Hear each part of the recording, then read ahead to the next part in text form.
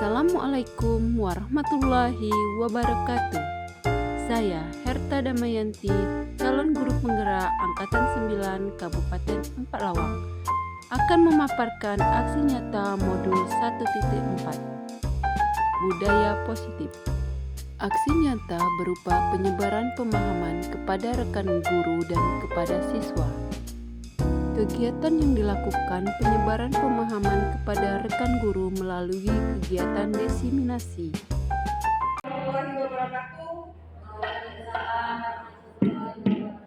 Yang terhormat Ibu Kepala SMA Negeri 3 Tebing Tinggi, yang kami hormati Bapak Kepala Wadah Kurikulum SMA Negeri 3 Tebing Tinggi, yang kami bangga-banggakan Bapak Ibu Guru SMA Negeri 3 Tebing Tinggi. Pertama-tama, marilah kita panjatkan puji syukur kehadiran Allah yang Maha Esa atas berkat rahmat dan karunia-Nya kita dapat berkumpul di ruangan ini dan dalam keadaan sehat dan berbahagia. Pada hari ini tanggal 19 Oktober 2023 kita akan mengikuti diseminasi budaya positif oleh CPG Angkatan 9 Ibu Herta Damayanti. Adapun susunan acara pada pagi hari ini adalah 1. Pembukaan, 2. Menyanyikan lagu Indonesia Raya, 3. Kata sambutan dari Ibu Kepala SMA Negeri 3 Tebing Tinggi, 4. Penyampaian materi dari Ibu Herta Damayanti, 5. Sesi tanya jawab, 6. Doa penutup. Baiklah Bapak Ibu berbahagia, untuk lebih mengefisienkan waktu, marilah kita buka acara pada hari ini dengan bersama-sama mengucapkan basmalah. Acara kedua adalah menyanyikan lagu Indonesia Raya. Kepada Bapak Ibu sekalian kami persilakan untuk berdiri.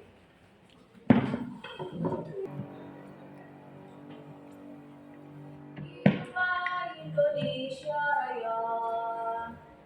Baiklah, acara selanjutnya adalah kata sambutan dari Ibu Kepala SMA Negeri 3 Tebing Tinggi kepada Ibu Helina MPD. Kami persilakan. Assalamualaikum warahmatullahi wabarakatuh. Waalaikumsalam warahmatullahi wabarakatuh. Terima kasih kepada Ibu Helina atas kata sambutannya dan juga motivasinya kepada kita semua agar menjadi lebih baik lagi. Acara selanjutnya yaitu penyampaian materi budaya positif dengan tema memperkuat kurikulum merdeka melalui budaya positif kepada Ibu Herta Damayanti SPD, CPG Angkatan 9, Kabupaten Empalawang. Kami persilakan. Assalamualaikum warahmatullahi wabarakatuh.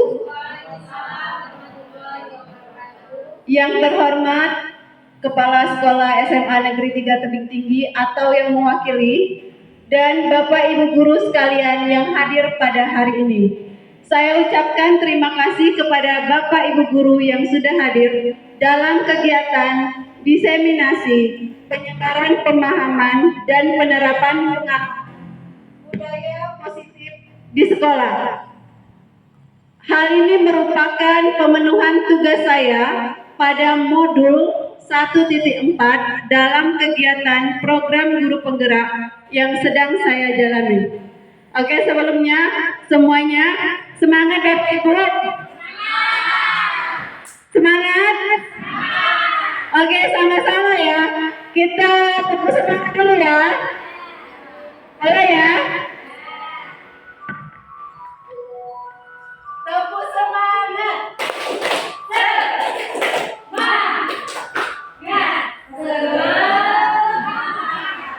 Oke, sepertinya kompak bisa sepertinya ya. Boleh sambil berdiri ya, semangat. Oke, sudah bisa Bapak ya? Semangat. Oke, tepuk semangat.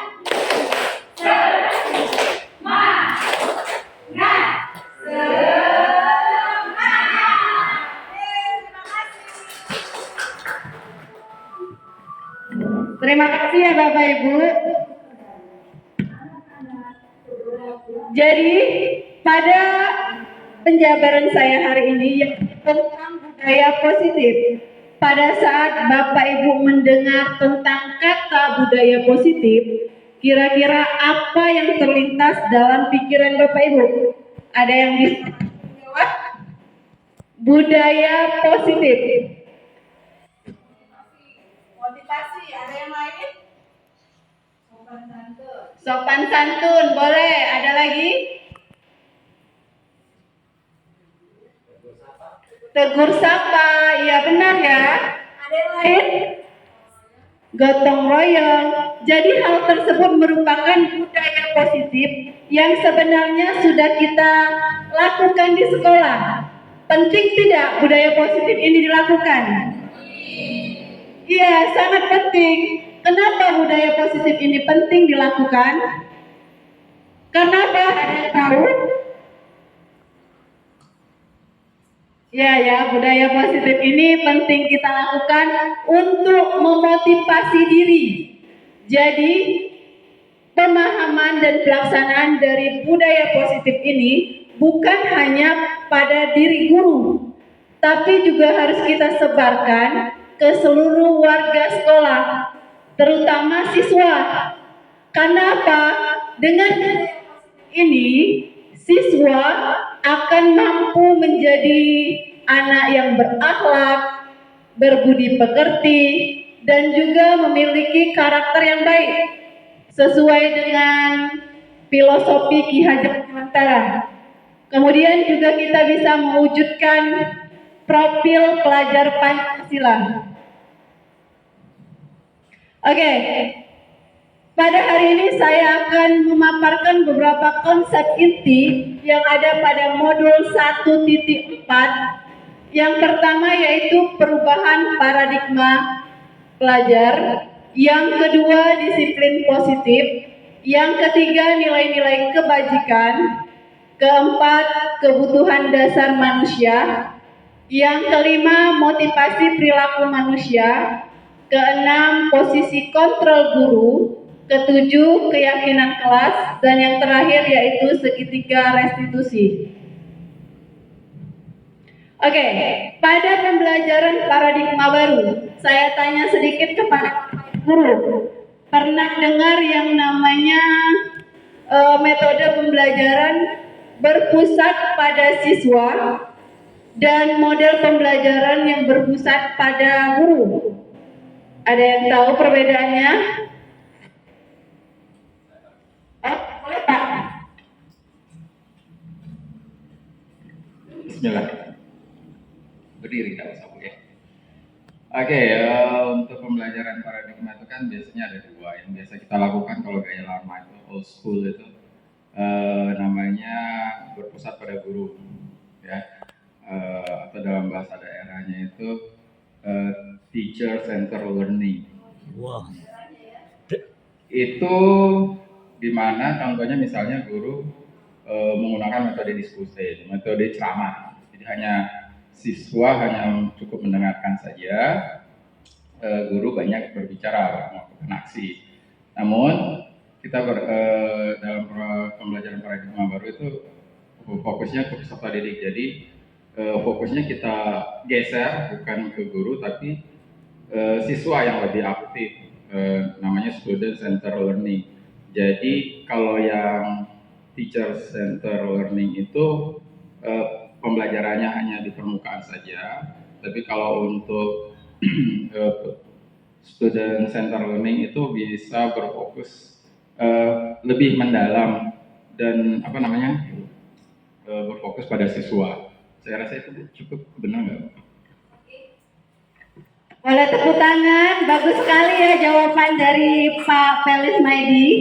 Jadi benar ya, pembelajaran berpusat pada murid, jadi semuanya kita hanya sebagai guru among, jadi memfasilitasi. Kalau dulu kan kita adalah pusatnya, segala kegiatan pembelajaran dari kita. Tapi kalau pada peserta, jadi yang bekerja itu siswa. Oke, sekarang saya tanya lagi. Bapak Ibu guru SMA Negeri 3 Tebing Tinggi sudah menggunakan metode yang mana? Berpusat pada murid atau berpusat pada siswa?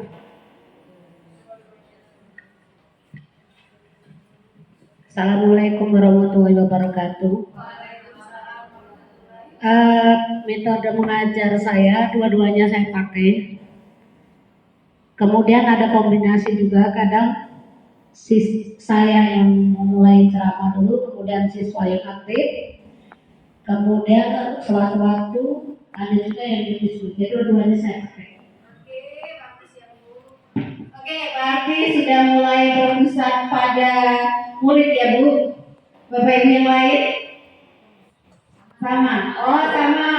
Jadi SMA Negeri 3 Tebing Tinggi sudah menggunakan metode pembelajaran yang berpusat pada murid. Luar biasa ya.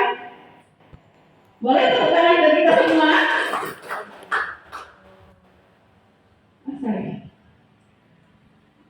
Oke, jadi pada pembelajaran yang berpusat pada siswa sesuai dengan filosofi Ki Hajar Dewantara untuk mewujudkan pelajar Pancasila. Ada berapa dimensi dalam profil pelajar Pancasila Bapak Ibu? Ada 6. Yang pertama yaitu beriman bertakwa kepada Tuhan Yang Maha Esa dan berakhlak mulia. Kemudian kebinekaan global, bergotong royong, kreatif, bernalar kritis, dan mandiri. Jadi sekarang tujuan pendidikan adalah menciptakan profil pelajar Pancasila. Kemudian ada yang namanya miskonsepsi tentang teori kontrol. Jadi pada teori ini kita guru seringkali mempunyai ilusi bahwa guru itu mengontrol murid. Jadi kalau kita ngasih tahu dengan anak nurutin, kita beranggapan bahwa kita sudah bisa mengontrol anak. Padahal tidak seperti itu kan. Anak itu sebenarnya harus memiliki kemauan dari dalam dirinya sendiri. Kemudian yang kedua, ilusi bahwa semua penguatan positif, efektif, dan bermanfaat. Contoh dari penguatan itu mungkin kata-kata. Jadi kita ngomong dengan anak dengan kata-kata atau kita beri hadiah, kadang anak itu menurut. Tapi sebenarnya dengan penguatan tersebut tidak semuanya baik ya. Ada kalanya berdampak negatif pada anak. Yang ketiga, ilusi bahwa kritik dan membuat rasa bersalah mampu menguatkan karakter. Jadi ada kalanya kita tuh ngasih gambaran menyedihkan, seolah-olah anak tuh merasa bersalah muncul, tapi itu juga bukan untuk menguatkan karakter. Dan yang terakhir, ilusi bahwa orang dewasa berhak memaksa. Jadi kita guru beranggapan karena umur kita lebih tua, kita maksa anak harus ikuti kita. Jadi itu merupakan paradigma yang lama, harus kita ubah bersama ya. Ini ada yang namanya stimulus respon. Kalau dulu stimulus respon tentang dunia, kalau sekarang ada yang namanya teori kontrol. Di situ kita lihat perbedaannya. Yang pertama, pada stimulus respon disebutkan adalah kebutuhan kita sama. Tapi pada teori kontrol, kebutuhan kita berbeda. Jadi tiap anak di kelas, walaupun di dalam kelas yang sama, kebutuhannya itu berbeda. Tidak bisa kita samaratakan. Jadi cara kita menghadapi anak tersebut juga berbeda-beda. Selanjutnya, semua orang melihat hal yang sama. Pada teori kontrol, setiap orang memiliki gambaran yang berbeda. Kemudian pada stimulus respon, kita mencoba mengubah orang lain agar berpandangan sama dengan kita. Nah, pada teori kontrol ini, kita berusaha memahami. Jadi kita yang berusaha memahami pandangan orang lain, bukan kita mengubah orang lain. Itu ya. Kemudian perilaku buruk dilihat sebagai suatu kesalahan. Kalau dulu di stimulus respon, kalau anak yang perilakunya buruk itu dianggap salah. Tapi ternyata pada teori kontrol, semua perilaku memiliki tujuan. Jadi tidak bisa kita menganggap orang langsung bersalah. Kemudian lagi pada stimulus respon, orang lain bisa mengontrol kita, dan pada teori kontrol hanya Anda yang bisa mengontrol diri Anda. Benar nggak? Iya, karena orang lain itu tidak bisa. Kemudian pemaksaan ada pada saat bujukan gagal. Lagi to bujuk, lagi to rayu-rayu anaknya, tidak berhasil, biasanya kita marah. Benar ya? Iya, jadi akhirnya kita melakukan pemaksaan kepada anak. Selanjutnya lagi kalau pada teori kontrol, kolaborasi dan konsensus menciptakan pilihan-pilihan baru. Jadi kita mungkin konsultasikan dulu ke anak, kita panggil, kita bicarakan, kita tanya ke dia, apa solusinya? Jadi dia sendiri yang menyelesaikannya. Yang terakhir, model berpikir menang atau kalah. Kalau pada teori kontrol, model berpikir menang-menang. Jadi kita sering menganggap ke anak salah, kita tidak. Benar ya? Tapi kenyataannya tidak ada yang salah. Harusnya itu menang-menang. Apa Pak Felis bahasa daerahnya? Ya, win-win solution ya. Model berpikir menang-menang. Jadi antara siswa maupun kita tidak ada yang salah. Oke, selanjutnya kita masuk ke disiplin positif. Oke, menurut Anda apa itu disiplin? Ya, Pak Bana? Tepat waktu. Yang lain? Sesuai aturan. Ya, menempatkan sesuatu pada posisinya. Itu yang kita dengar selama ini, bahwa disiplin itu berhubungan dengan aturan, tepat waktu, dan juga apa tadi Bu Ana? Oh, aturan ya. Jadi kita sering yakin bahwa disiplin itu berhubungan dengan aturan, tapi kita lihat di sini. Jadi, definisi dari disiplin itu sendiri berasal dari bahasa Latin, yaitu disiplina yang artinya belajar. Ya. Kemudian kata disiplin juga berasal dari akar kata yang sama dengan disiplin atau murid atau pengikut.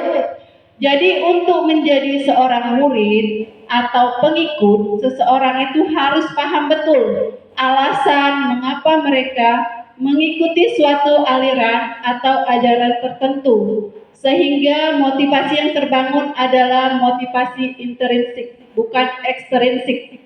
Ya, jadi disiplin itu bukan cuma aturan, tapi juga merupakan keyakinan kita.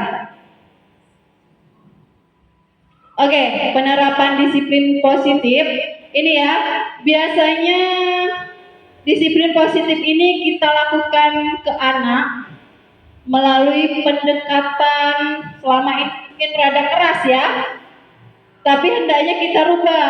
Karena apa? Secara umum disiplin positif adalah suatu pendekatan untuk menerapkan disiplin dari dalam diri anak tanpa hukuman atau hadiah. Jadi ada istilahnya hukuman dan hadiah.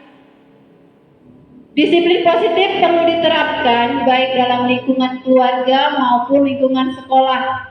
Dengan menerapkan disiplin positif, diharapkan tindak kekerasan dapat dihindari. Jadi hendaknya dalam penerapan disiplin positif tanpa kekerasan. Oke, Ki Hajar Dewantara menyatakan bahwa untuk mencapai kemerdekaan dalam konteks pendidikan kita saat ini, untuk menciptakan murid yang merdeka, syarat utamanya adalah harus ada disiplin yang kuat.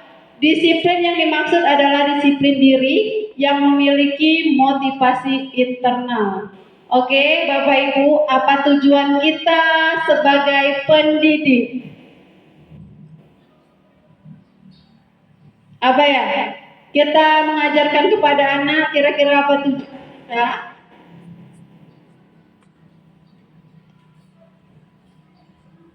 Apa tujuan Bapak Ibu mengajar di kelas? Agar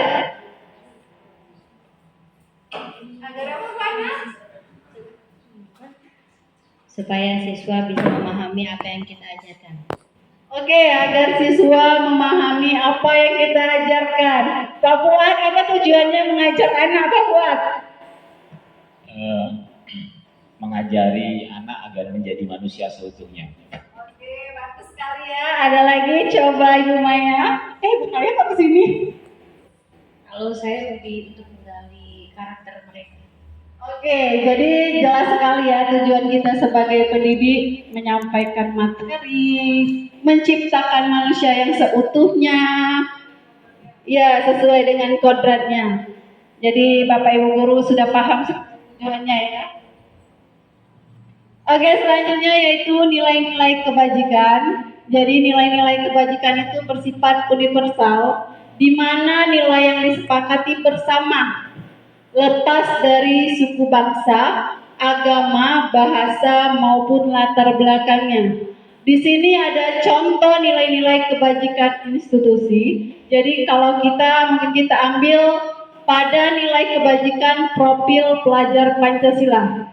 Nilai-nilai kebajikan ini nanti baiknya kita terapkan pada keyakinan kelas. Nanti ada materinya ya.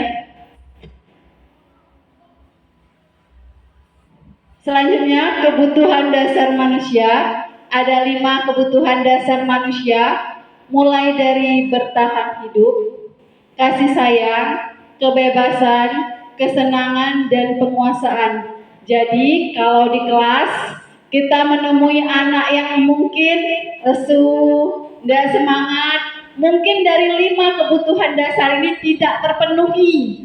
Mungkin makan, belum makan, ya kan? Kemudian lagi mungkin keamanan atau kesehatannya. Jadi sebagai guru jangan langsung marah-marah. Tanyakan dulu kebutuhan dasar mana penuhi. Ya, apa kurang kasih sayang. Jadi kita kasih sayang ya. Kemudian lagi mungkin kebebasan, mungkin terkekang dia. Pas di kelas gurunya nyelit-nyelit. Ya, harus ada kebebasan kata dia. Kesenangan itu kan bisa dengan cara metode bermain pada saat belajar. Jadi anak lebih senang. Jadi kedepannya kebutuhan dasar manusia, kebutuhan dasar siswa mungkin bisa kita lakukan pendekatan kalau menemukan anak yang kurang bersemangat. Ya, selanjutnya perilaku manusia. Jadi ada 2 faktor. Yang pertama yaitu motivasi eksternal. Motivasi eksternal itu bisa berupa menghindari ketidaknyamanan atau hukuman, kemudian mendapatkan imbalan atau penghargaan dari orang lain. Jadi motivasi eksternal ini dari luar diri anak, di mana mungkin dia takut. Misalnya siapa ya siswa kita nih? Misalnya si Aldo, tiap pelajaran bahasa Inggris masuk, tapi pas pelajaran kimia tidak masuk. Bisa saja itu karena ada hukuman. Mungkin kalau Pak Pelis ngomong kalau tidak masuk kau dan naik, ya kan? Atau si Ibu Dela ngasih imbalan. Kalau kau masuk kayak nilai kau ibu besar ke. Ya, itu bukan dari dalam diri. Jadi bisa sewaktu-waktu berubah. Ini ada yang namanya faktor eksternal. Jadi faktor eksternal ini yang baik, di mana menjadikan diri mereka yang diinginkan dengan menghargai diri sendiri sesuai nilai-nilai yang mereka percaya. Jadi motivasi internal ini memang berasal dari diri kita. Oke, Bapak Ibu masih semangat? Masih semangat ya? Lanjut. Jadi dalam motivasi ini ada yang namanya hukuman, konsekuensi, dan juga restitusi. Kalau hukuman dan konsekuensi sering kita dengar, tapi kalau restitusi jujur saya baru mendengar pada saat mempelajari modul. Kalau hukuman sifatnya tidak terencana, tiba-tiba, misal Ibu Ita lihat anak telat, langsung hukum, keliling lapangan 10 kali, ya kan? Itu tiba-tiba. Tapi kalau konsekuensi itu terencana, sesuai dengan aturan. Nah, ada yang namanya restitusi, itu proses menciptakan kondisi bagi murid untuk memperbaiki kesalahan. Jadi bedakan ya, hukuman, konsekuensi, dan juga restitusi. Oke? Yang kelima, 5 posisi kontrol guru. Jadi posisi kontrol guru itu yang pertama sebagai penghukum, yang kedua pembuat rasa bersalah, yang ketiga teman, yang keempat pemantau, yang kelima manajer. Sekarang saya tanya dengan Bapak Ibu. Bapak Ibu berada di posisi kontrol yang mana? Yang mana Bu Ana? Manajer. Boleh. Ya, Bu Ana sudah menempatkan dirinya pada posisi manajer. Kalau saya jujur mungkin masih di penghukum ya. Sama ya. Jadi mungkin kita bertahap. Ikuti Bu Ana ya. Oke, jadi kita bisa memegang kontrol lebih dari satu. Mungkin sebagai teman bisa, manajer bisa. Oke. Di sini ada satu kasus siswa yang tidak memakai topi saat upacara bendera.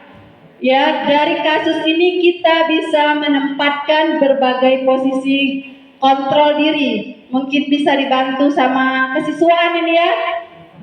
Ya, Ibu Italiana. Kita lihat penyelesaian kasusnya. Kita sebagai kontrol yang mana?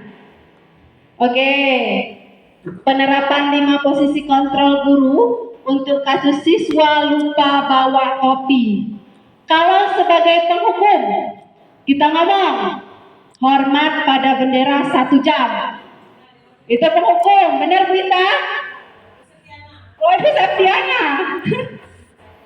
Ibu Septiana ya. Kemudian sebagai pemantau, kita ngomong, kamu hari ini sudah melanggar peraturan sekolah. Kamu tahu kan konsekuensinya? Senin depan Ibu tidak tahu kamu sudah pakai topi. Silakan beli di koperasi. Ya. Benar kan? Itu pemantau. Kemudian sebagai pembuat rasa bersalah. Ini mungkin peran dari Ibu Maya ya kayaknya. Iya gak sih, Ibu Maya sering kan? Harus berapa kali Ibu bilang topi setiap Senin dipakai. Ibu kecewa dengan kamu. Benar Bu Maya? Iya, berarti Bu Maya menempatkan posisi sebagai pembuat rasa bersalah. Selanjutnya sebagai teman. Ngomong ini, ayo dong nak, ikuti aturan sekolah. Tidak susah kan? Tolong bantu Ibu sekali ini. Jangan sampai berbuat seperti ini lagi. Posisi siapa ini? Ibu Cici. Oh ya. Ibu Cici menempatkan diri sebagai teman ya. Kemudian ini posisi Bu Ana tadi sebagai manajer. Apakah kamu tahu kesalahanmu? bagaimana kamu memperbaiki kesalahanmu. Jadi itu yang dilakukan oleh Ibu Ana sebagai manajer. Ibu Ana,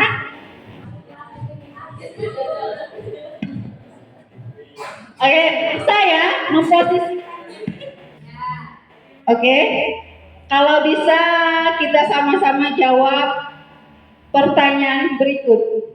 Di posisi kontrol yang mana kata-kata saya kecewa dengan perbuatanmu? Posisi apa? Ya, pembuat rasa bersalah. Hafal ya Ibu Maya? Oke, yang kedua selanjutnya. Kok kamu tidak pernah benar melakukannya? Ya, nomor berapa? 1, bener dah? Iya, sebagai penghukum. Itu hukuman secara verbal. Ya dah, dengan kata-kata. Kamu tidak pernah benar melakukannya. Kan kata-katanya tajam. Tapi kalau Mbak Maya ngomongin ini, kamu tidak. Ya. Oke, selanjutnya. Apa rencanamu untuk bisa menyelesaikan masalah ini? Sebagai siapa tadi? Ana ini perannya ya. Oke, manajer. Kemudian kata ini, ayo dong demi ibu gurumu. Tentang Ibu Cici ya? Iya, memang baik hati Bu Cici. Oke, selanjutnya jika kamu tidak mengerjakan tugas, maka kamu tidak akan pernah mendapatkan nilai lo sebagai ya, benar tak pemantau? Ya, ini boleh tepuk tangan untuk kita semua.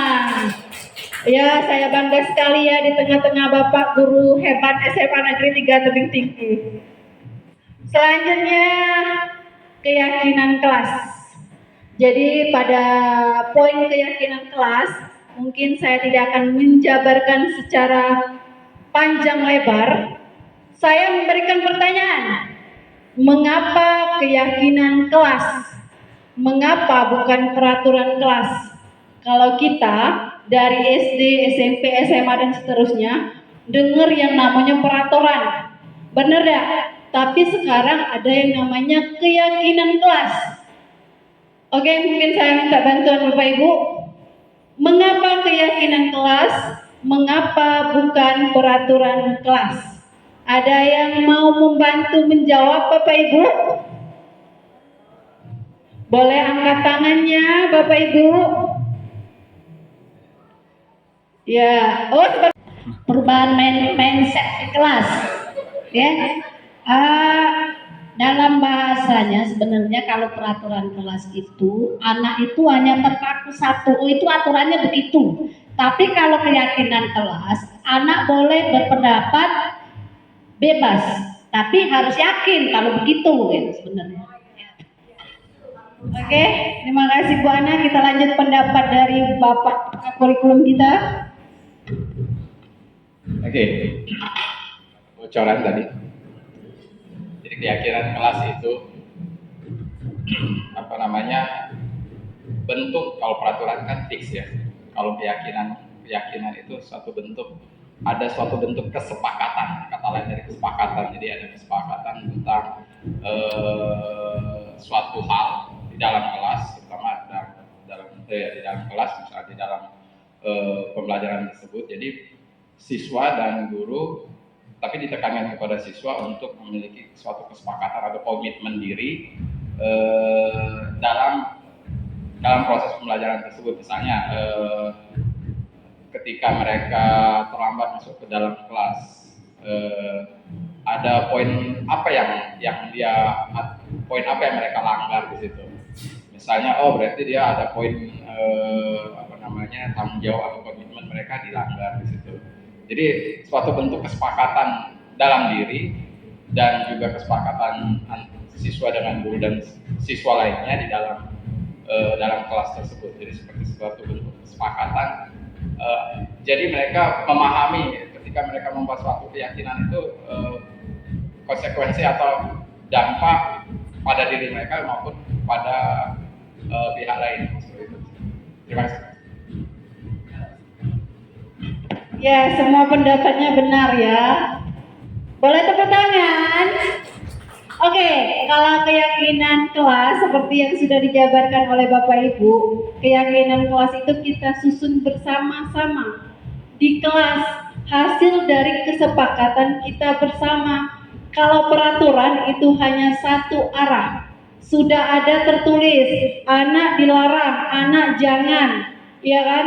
Tapi kalau keyakinan muncul karena hasil kesepakatan bersama. Jadi mengapa keyakinan kelas? Mengapa bukan peraturan kelas? Dengan keyakinan anak akan menjalankan hal tersebut, ya. Dan juga ada istilahnya yang namanya peraturan untuk dilanggar. Jadi makanya dihilangkan yang namanya peraturan. Oke, kita lanjutkan pembentukan keyakinan kelas. Mungkin Bapak Wakakurikulum bisa izin untuk Bapak Ibu wali kelas ke depannya dibuat keyakinan kelasnya. Jadi PR kita bersama-sama ya, menyusun keyakinan kelas. Oh iya, kurikulum bekerja sama dengan kesiswaan, ya Ibu Ita. Jadi nanti pembentukan keyakinan kelas itu bersifat lebih abstrak dari peraturan yang lebih rinci. Kemudian keyakinan kelas berupa pernyataan. Itu penekanannya ya. Keyakinan kelas itu pernyataan. Kemudian keyakinan kelas tidak dibuat dalam jumlah banyak, cukup 3 atau 4, jangan sampai 12. Anak dilarang membawa, anak dilarang mengotori, anak dilarang, itu peraturan.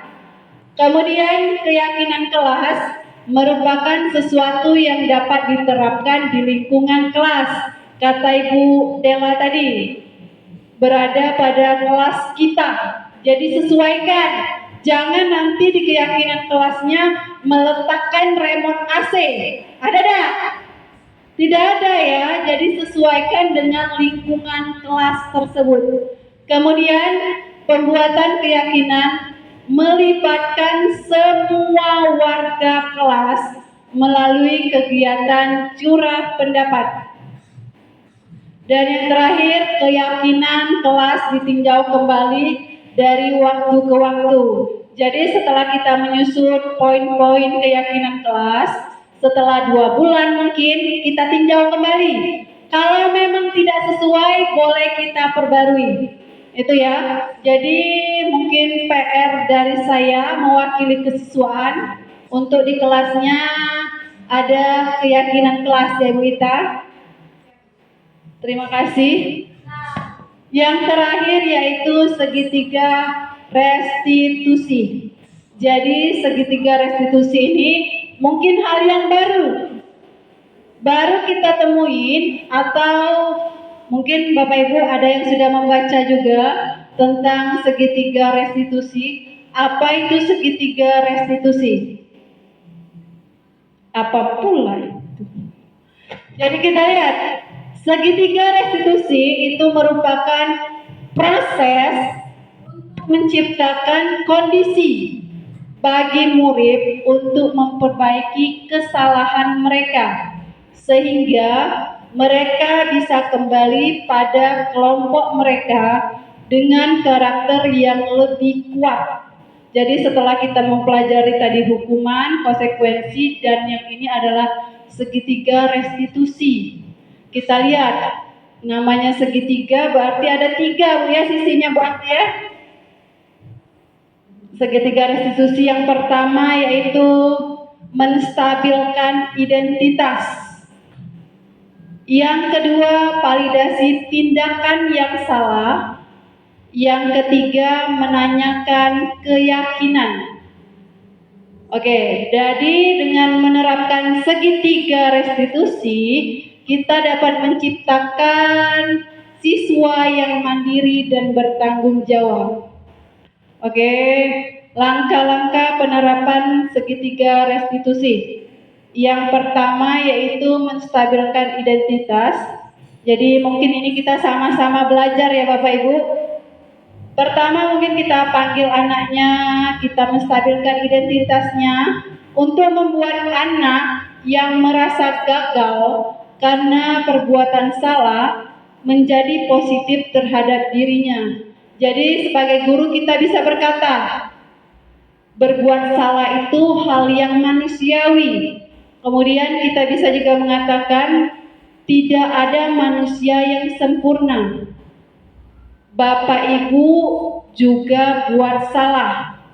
Kemudian ada lagi kata yang bisa kita gunakan, kalau kamu menyalahkan dirimu sendiri terus-menerus, apakah kamu bersikap baik pada dirimu sendiri? Ini termasuk dalam menstabilkan identitas. Yang selanjutnya, menanyakan keyakinan. Anak melihat kesalahannya dihubungkan dengan norma sosial dan nilai-nilai yang mendasari manusia berinteraksi dengan orang lain. Jadi kita bisa berkata bahwa apa nilai yang kita percaya di kelas, kemudian mungkin kita bisa tanyakan keyakinan mana yang kamu langgar, atau boleh kata-kata yang lain, kamu ingin jadi anak yang seperti apa? Bentar ya, maaf Bapak Ibu. Gara-gara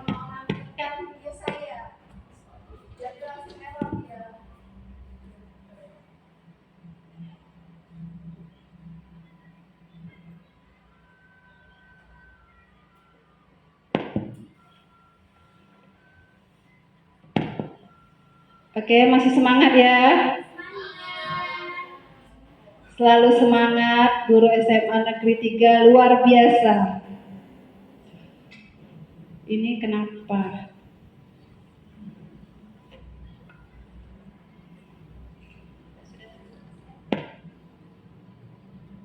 Oke, sepertinya untuk contoh segitiga restitusi, dan saya sudah melakukan kegiatan ini pada anak.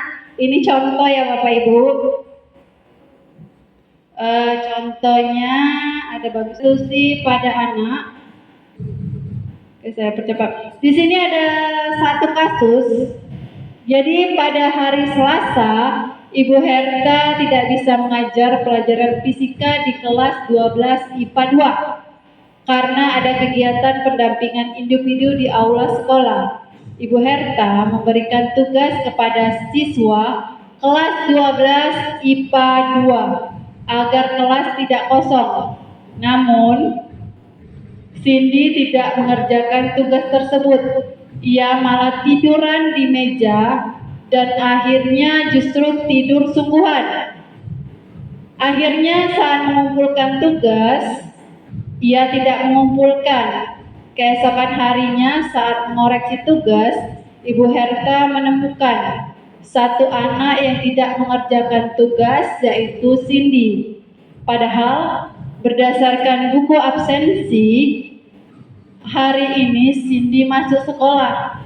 Saat istirahat, Ibu Herta pun memanggil Cindy ke ruangannya. Oke, bisa kita lihat sama-sama. Contoh ya, contoh.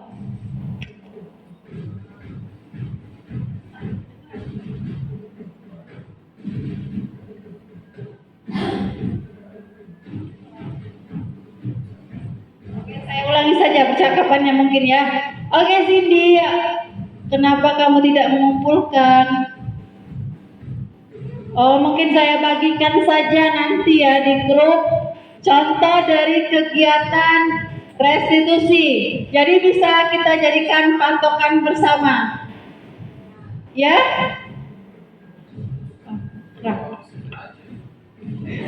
Kebetulan Pak, hari itu ternyata dia itu tadinya begitu saya tanya, jawabannya karena dia main HP terlalu malam. Jadi kita kasih tahu, si Cindy sudah menyadari kesalahannya. Jadi saya sebagai gurunya ngasih solusi ke dia. apa yang ingin kamu lakukan. Serahkan kepada anaknya solusi. Dan dia menjawab ada beberapa solusi yang akan dia lakukan. Jadi si Cindy secara mandiri menyelesaikan tugas tersebut. Di sini. Oke ya, nanti saya tampilkan, saya bagikan saja, bisa untuk referensi Bapak Ibu melakukan kegiatan segitiga restitusi. Oke, kita sudah sampai di materi terakhir tadi, restitusi. Jadi dalam penerapan disiplin positif, hendaknya guru memiliki standar profesional dan sosial yang baik, di mana guru mampu merefleksikan dirinya dalam posisi kontrol saat ini, bagaimana perjalanan dirinya sebagai among atau manajer untuk menuntun murid menjadi insan yang mandiri, merdeka dalam belajar serta bertanggung jawab. Oke Bapak Ibu, demikian dari saya. Lebih dan kurang saya mohon maaf. Saya akhiri. Wassalamualaikum warahmatullahi wabarakatuh. Oke, saya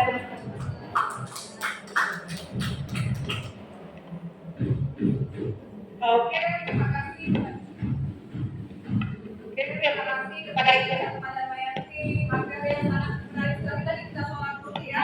Budaya positif. Oke, acara selanjutnya adalah sesi tanya jawab kepada Bapak Guru hebat yang mau bertanya, persilakan. Ayo. Ya, jadi kita sama-sama diskusikan. Oke, Bapak Felis Baby, ada yang mau ditanyakan?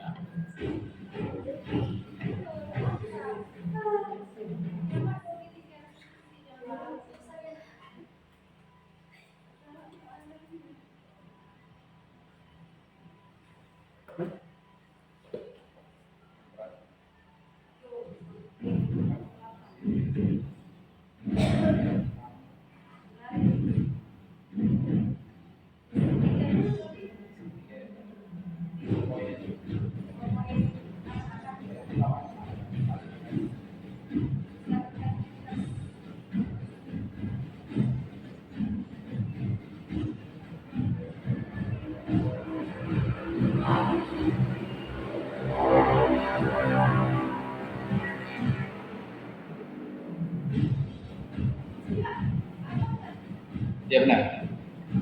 Masih bingung pas bagian menstabilkan identitas. Jadi dalam proses restitusi ini kan langkah pertama nih, menstabilkan identitas kan. Langkah pertama. Berarti apa ya namanya? Di sini guru memberikan apa? Apa memberikan motivasi atau menjelaskan kesalahan siswa tersebut, memposisikan siswa itu bahwa menegaskan atau memposisikan siswa itu seperti apa di sini, atau sebagai tersangka atau sebagai terus secara tidak langsung kan ini seperti bimbingan konseling ya, Sardeni ya. Karena menstabilkan identitas itu maksudnya apa sih? Agak kurang paham. Oke, terima kasih kepada Pak Felis Medi atas pertanyaan yang sangat menarik ya. Kepada Ibu Herbaktoda Damayanti, silakan. Oke ya, pada langkah penerapan segitiga restitusi yang pertama, yaitu menstabilkan identitas. Jadi di sini kita membuat anak yang merasa gagal, anak yang merasa salah tersebut menjadi nilai positif. Maksudnya bahwa memberikan pemahaman kepada mereka. Bisa kita ngomong seperti ini, Pak. Kamu jangan menyalahkan dirimu sendiri terus-menerus. Apakah kamu bersikap baik pada dirimu sendiri? Jadi dia tidak merasa tambah terpojok, Pak. Itu ya, pada menstabilkan identitas. Jadi mungkin kita kasih tahu pas anak salah, bukan cuman dia yang pernah salah. Bapak ibu juga buat salah. Jadi dia tidak merasa rendah diri. Tidak ada manusia yang sempurna. Jadi dia jangan sampai dia merasa menjadi manusia yang gagal. Itu Pak. Mungkin teman-teman yang lain ada yang ingin menambahkan? Oh, setuju ya. Oke, terima kasih atas Bu Herta, jawabannya hebat sekali Nak ya. Kepada ibu-ibu yang guru lain, ada yang mau bertanya? Oke, Ibu Septiana, Ibu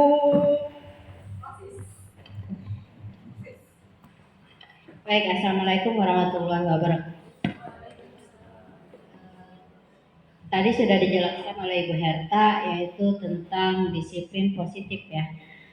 Tapi yang di sini yang ingin saya tanyakan, tolong dijelaskan oleh Bu Herta bagaimana cara kita menerapkan disiplin positif itu kepada anak. Terima kasih. Oke, terima kasih Ibu Septiana, pertanyaan yang hebat sekali kepada Ibu Herta Damayanti, kami persilakan untuk menjawabnya. Oke, saya akan menjawab pertanyaan dari Bu Septiana yang menanyakan bagaimana cara kita guru dan disiplin positif. Jadi sebagai guru, kita tahu sama-sama bahwa kita adalah contoh, panutan, dan juga tuntunan bagi anak. Sebagai contoh, mulai dari diri kita sendiri Bu mungkin. Jadi kita kalau ada contohnya datang tepat waktu, itu contoh. Sebelum kita marahin anak, kita sudah benar belum? Kita sudah mencontohkan hal tersebut belum kepada anak? Jadi dengan melihat kita, mungkin anak itu bisa menjadikan cerminan. Itu Bu. Kemudian selain itu mungkin melakukan beberapa pendekatan kepada anak melalui posisi kontrol kita, bisa kita ajak sebagai teman.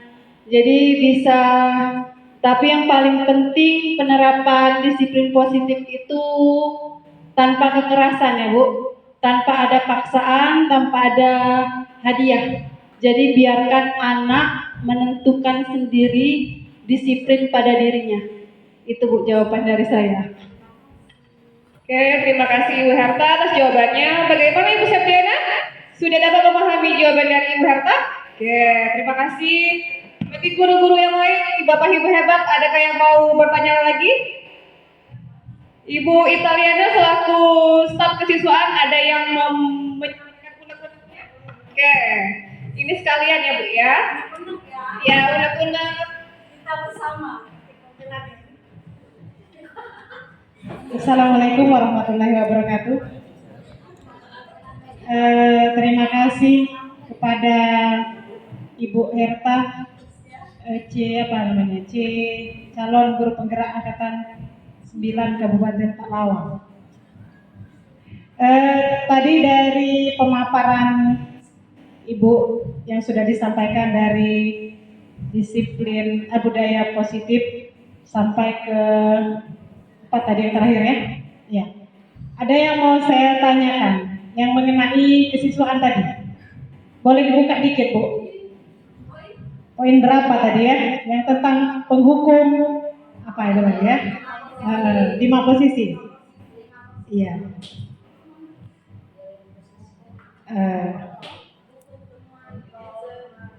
Iya.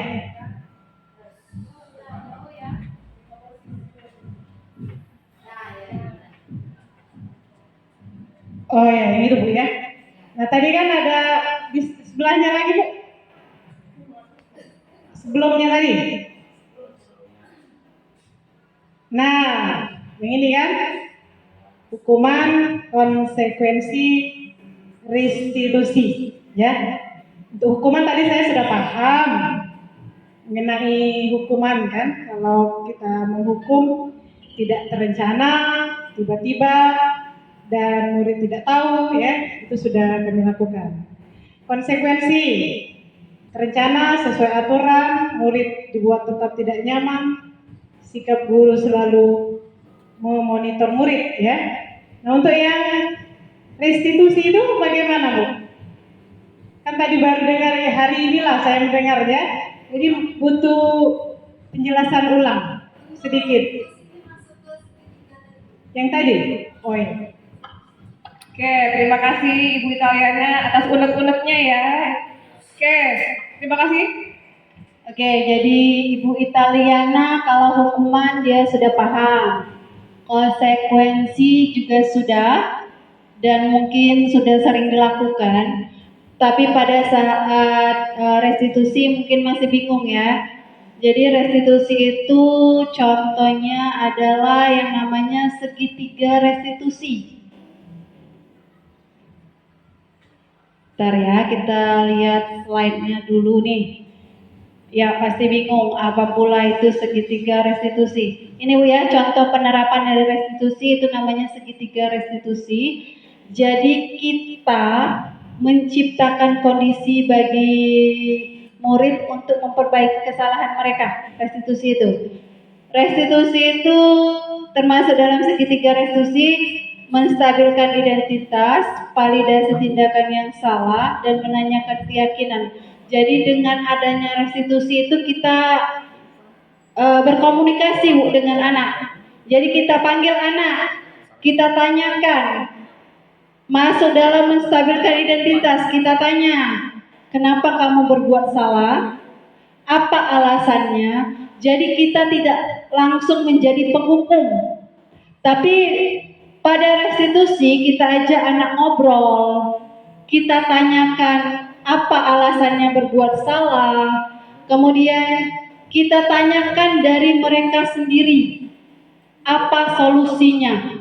Jadi kalau memang dia sudah memahami kesalahannya, memahami alasannya, kedepannya diharapkan dia memiliki kesadaran diri untuk berubah. Jadi kalau hukuman dari kita, konsekuensi juga dari kita, kalau restitusi itu bersama.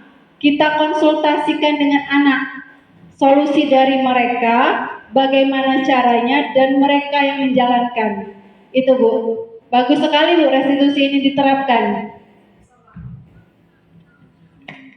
Oke, terima kasih Bu Herta atas jawabannya. Bagaimana Ibu Italiana dengan pemahamannya? Oke, semoga bisa diterapkan di sekolah kita ya.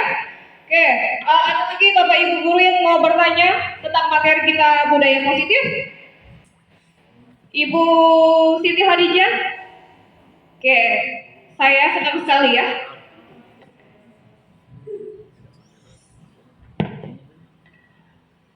Terima kasih untuk kesempatan. Tolong yang bagian depan-depan tadi. Saya enggak paham, tadi belum loading tadi bagian depan-depan itu.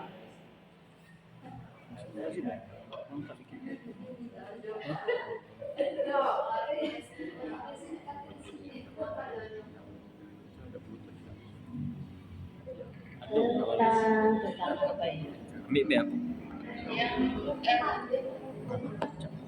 Yang tanpa hak atau apa itu? Imbalan bagian depan sih.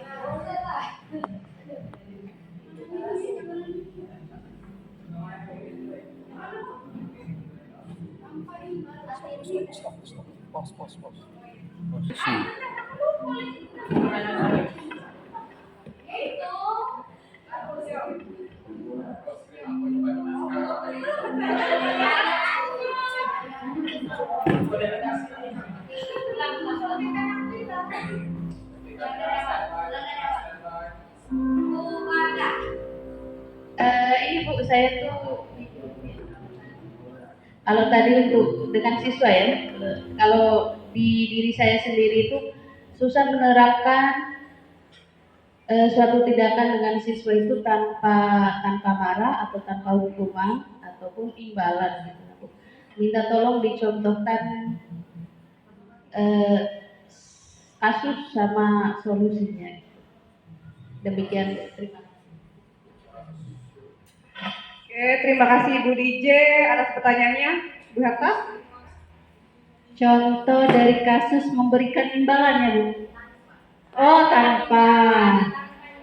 Oke, tanpa imbalan. Jadi itu termasuk dalam motivasi internal ya, dari dalam dirinya. Bagaimana cara kita sebagai guru tanpa imbalan. Sebagai guru tadi kata kita adalah penuntun, bukan menuntut. Jadi sebagai penuntun, sebelum ke siswa, kita mulai dari diri kita sendiri. Jadi mungkin penekanannya kita lakukan pada saat pembiasaan di kelas, Bu. Jadi kalau di kelas biasanya ada poin nilai plus dan nilai min. Nilai plusnya berarti anak melakukan sesuatu yang benar, dan minnya anak melakukan kesalahan. Bagaimana caranya agar anak jatuhnya tidak terpaksa ya? Itu tetap harus kita lakukan pembiasaan dari kegiatan kita sehari-hari. Contohnya Bu, contoh ya yang diminta, mungkin penerapan 5S. Apa saja 5S? Senyum, sapa, salam, sopan, santun. Jadi itu kita biasakan. Kalau anak nyapa, bagusnya anak yang menyapa kita. Tapi mungkin kalau anak belum terbiasa, kita kasih tahu dulu. Nah, kalau ketemu guru, kalau tidak bisa nyapa, senyumnya jadilah. Jadi kan lama-lama anak terbiasa. Oh, kalau ketemu guru saya harus tersenyum. Itu contohnya Bu. Mungkin itu saya. Oke, terima kasih. Jawaban yang hebat sekali ya. Ada lagi Bapak Ibu hebat yang ingin bertanya? Oke, kami mungkin anggap sudah mengerti semua dengan paparan materi dari Ibu Hatta Damayanti. Oke, selanjutnya acara penutup yaitu doa yang akan disampaikan oleh Bapak Fuad Rohim, SPD.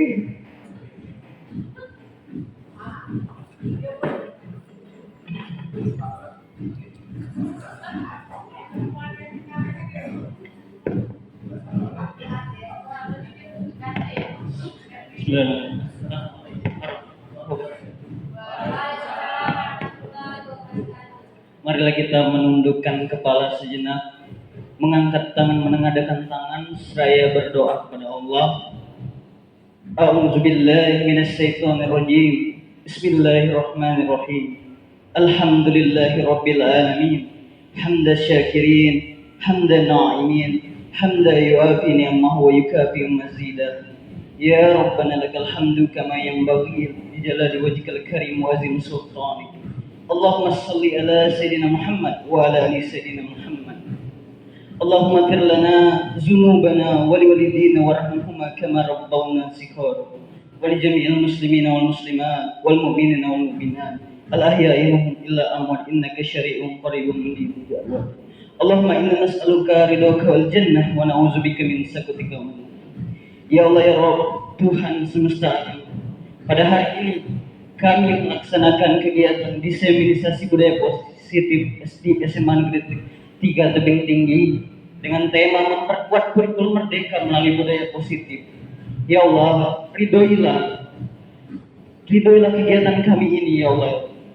Ya Allah ya Rabb, berkahilah dan lancarkanlah segalanya serta bermanfaatkanlah bagi kami serta yang lain ya Allah ya Rabb. Allahumma inna nas'aluka salamatan fid din wa hiyatan fil jasad wa jihadatan fil ilmi wa barakatan fil rizqi wa taubatan qabla al maut wa rahmatan indal maut wa maghfiratan ba'dal maut. Allahumma inna nas'aluka salamatan fid din wa hiyatan fil jasad wa jihadatan fil ilmi wa barakatan fil rizqi wa taubatan qabla wa rahmatan indal maut wa maghfiratan ba'dal maut. Allahumma hawwin alaina bi sakaratil maut wa najatan minan nar wa qil hisab. ربنا لا تزغ قلوبنا بعد إذ هديتنا وهب لنا من لدنك رحمة إنك أنت الوهاب ربنا ظلمنا وإن لم تغفر لنا وترحمنا لنكونن من الخاسرين ربنا آتنا في الدنيا حسنة وفي الآخرة حسنة وقنا عذاب النار وقنا عذاب النار وقنا عذاب النار سبحان ربك رب العزة عما يصفون وسلام على المرسلين والحمد لله رب العالمين السلام عليكم ورحمة الله وبركاته. Amin ya rabbal alamin. Sekianlah rangkaian acara kita pada hari ini. Satu yang menjadi harapan kita bersama pada hari ini yaitu adalah kita sebagai guru SMA Negeri 3 Tebing Tinggi dapat menerapkan secara maksimal dan juga optimal budaya di lingkungan SMA Negeri 3 Tebing Tinggi. Karena untuk menerapkan untuk mewujudkan sesuai dengan visi sekolah kita yaitu adalah generasi cerdas kompetitif berkarakter sesuai dengan profil pelajar Pancasila. Inilah acara pada hari ini. Saya selaku pembawa acara mengucapkan terima kasih atas kehadiran Bapak Ibu sekalian. Wassalamualaikum warahmatullahi wabarakatuh.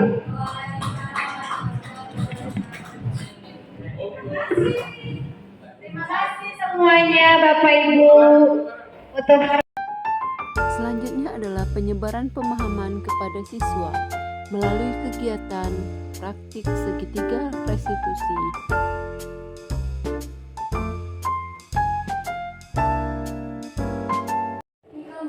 Waalaikumsalam Mas Susin. Apa kabar Sin? Cindy, kamu tahu kenapa dipanggil ke sini? Ini berkaitan dengan tugas, Bu. Kemarin kamu masuk kan? Ya, masuk, Bu, tapi saya tidak mengumpulkan tugas. Cindy, setiap orang itu pernah melakukan kesalahan. Ibu pun begitu. Tiap kesalahan pasti ada alasannya. Apa alasan Cindy tidak mengerjakan tugas? Saya capek, Bu, dan mengantuk karena semalam saya game di HP sampai malam. Akhirnya saya mengantuk saat belajar. Kamu ingat keyakinan kelas kita? Ingat, Bu. Kalau kamu ingat, apakah menurut kamu sudah melakukan keyakinan kelas dengan benar? Belum, Bu. Keyakinan apa yang tidak sesuai dengan kelakuan kamu kemarin? Selalu bertanggung jawab, Bu. Berarti kamu sudah tahu bahwa perbuatan Cindy tidak sesuai dengan keyakinan kita. Sekarang Ibu tawarkan solusi apa yang bisa kamu lakukan untuk memperbaiki kesalahan kamu. Pertama, saya minta maaf tidak mengumpulkan tugas. Kedua, saya tidak akan tidur terlalu malam lagi. Ketiga, saya akan mengerjakan tugas fisika dan akan mengumpulkan tugas dari pencetak besok. Oke, Ibu sangat mengapresiasi atas tanggung jawab kamu. Lakukan dengan baik dan segera kerjakan tugasnya. Terima kasih, Bu. Permisi. Ya, kembali ke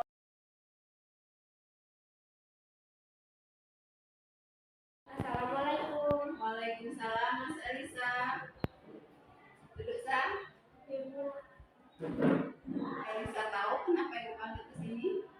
Tahu, Bu. Mungkin karena saya tidak ikut eskul pramuka pada hari Jumat. Ya, jadi kamu memang tidak hadir ya pada hari Jumat. Iya, Bu. Elisa, setiap orang itu pernah melakukan kesalahan. Ibu juga pernah. Tapi tiap kesalahan pasti ada alasannya. Apa alasan Elisa tidak ikut eskul? Karena waktu itu saya pulang terburu-buru karena ingin ikut ibu pulang. Oke, mau kemana pulangnya? Piknik ke Lubuk Linggau, Bu. Oke, piknik itu sangat menyenangkan, Ibu juga suka. Tapi kamu masih ingat keyakinan kelas kita? Tentu saja, Bu. Kalau kamu ingat, keyakinan kelas mana yang tidak kamu taati? Tidak ikut eskul pramuka. Oke, jadi kamu tahu ya kesalahan kamu. Kira-kira solusi apa? Pertama, saya seharusnya ikut eskul pramuka terlebih dahulu. Ada yang lain? Yang kedua, seharusnya saya izin kepada Ibu Ana yang sekaligus pembina pramuka. Oke, berarti kamu tahu kesalahan kamu dan solusi untuk memperbaikinya. Kedepannya, Ibu harap kamu bisa menjalankan keyakinan kelas kita. Tentu saja, insya Allah, Bu. Ya, boleh kembali ke kelas ya, Elisa. Terima kasih, Bu.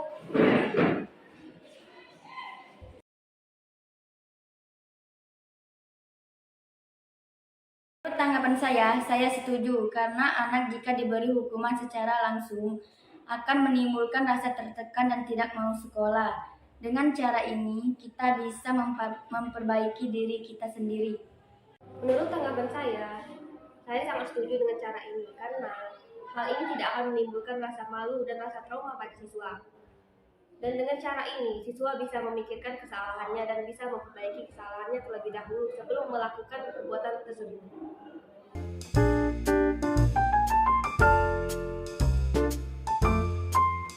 Kegiatan selanjutnya yaitu menyusun keyakinan kelas bersama siswa.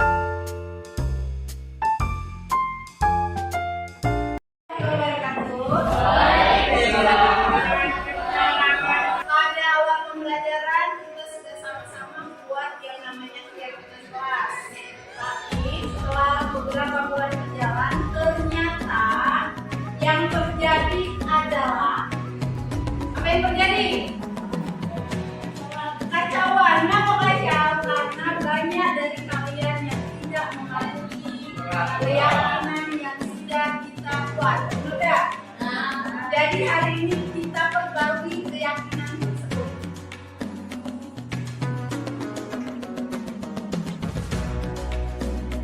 Atau harapan kalian pada lembar yang sudah dibagikan. Ya, untuk ibu kelas dulu ya. Oke, sudah dituliskan.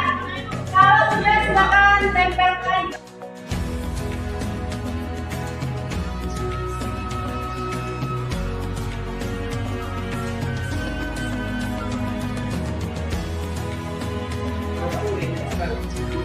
Kalian dan dibacakan apa yang sudah kalian tulis. Di sini ada kemudian dekorasi diperbaiki dan juga siswa kelas 1 disiplin. Kemudian ini harus kompak, kelas ini harus kreatif, kelas ini harus mengikuti kegiatan. Dan harus saling bergotong royong dan tiket kelas. Ada informasi guru juga menolong dan melaporkan.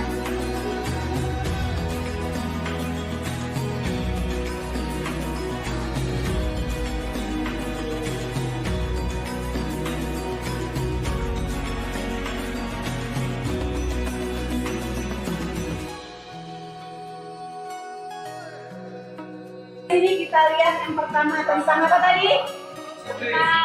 Kedisiplinan, kemudian kekompakan, kemudian tentang menghormati dan suka menolong. Yang ini tentang kata tertib dan sopan santun. Kemudian yang ini tentang kebersihan. Apakah sudah ada? Sama lain. Keyakinan kelas 10. Kita lihat yang pertama, bekerja sama menjaga kebersihan kelas. Yang kedua, saling peduli, menghargai dan membantu sama lain. Kemudian tepat waktu dan aktif di kelas. Yang keempat, saling menghormati, menjaga etika dan sopan santun. Yang kelima, selalu berdoa sebelum dan sesudah pembelajaran. Ini hasil dari keyakinan kelas yang sudah kita susun hari ini.